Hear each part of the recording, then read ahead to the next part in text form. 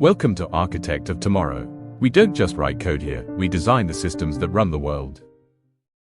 All right, let's talk about something that's flying under the radar for a lot of AI developers right now, but it's about to become one of the biggest issues in the entire industry. I'm talking about the looming liability crisis for AI agents. So, let's just jump right in with a scenario. Imagine this. It's 2 years from now, 2026. That autonomous financial agent you built makes a mistake. And it's not a small one. A client is out $100,000, and you better believe they are coming for it. The huge question is, who pays? Is it you, the developer, who actually wrote the code? Is it the company that put it out into the world? Or maybe you can push it up the chain to the provider of the huge foundational model it was built on, right? Or, and this is the part that might sound a little wild, but it's exactly where the legal world is heading. Could it be the agent itself? It sounds strange now, but this is the future we're walking into. You see, this isn't just some philosophical debate. It's a very real $100,000 question, and the answer is changing way faster than most people realize. And please, don't write this off as some distant sci-fi future.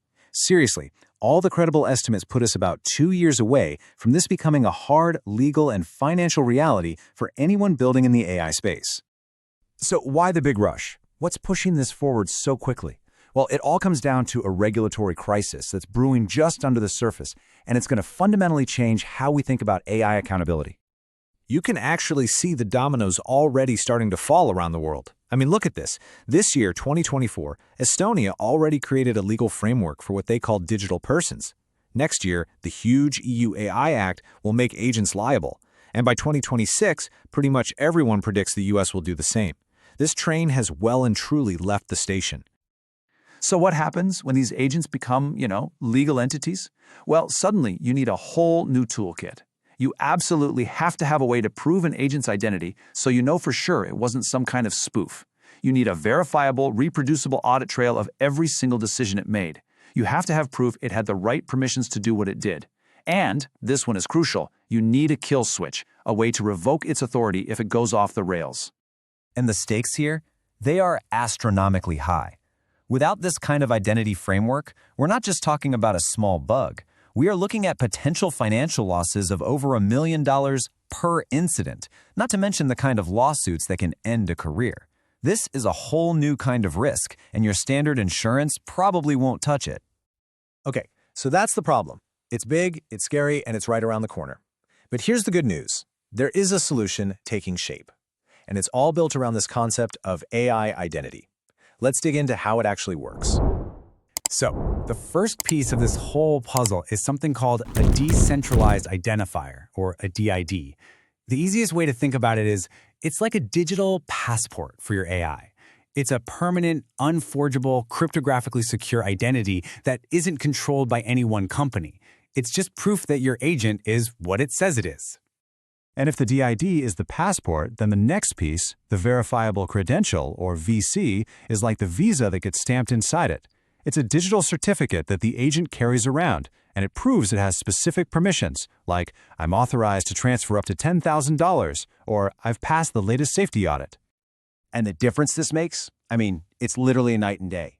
Without this system, an agent moves 50 grand. Was it the right one? Was it hacked? Who knows? It's complete chaos, a total nightmare.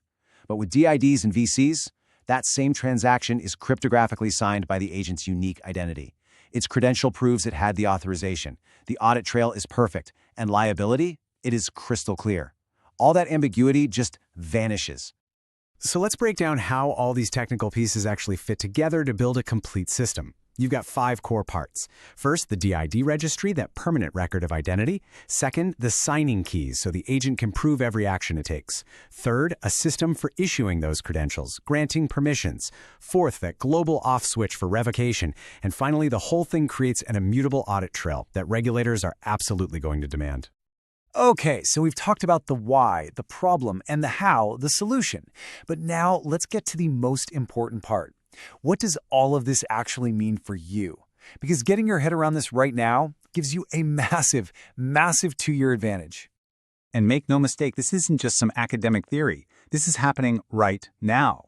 Major industries are already building these frameworks. The big banks are doing it for compliance, healthcare's using it for HIPAA-compliant audit trails, and of course, the autonomous vehicle companies are all over this for legal protection.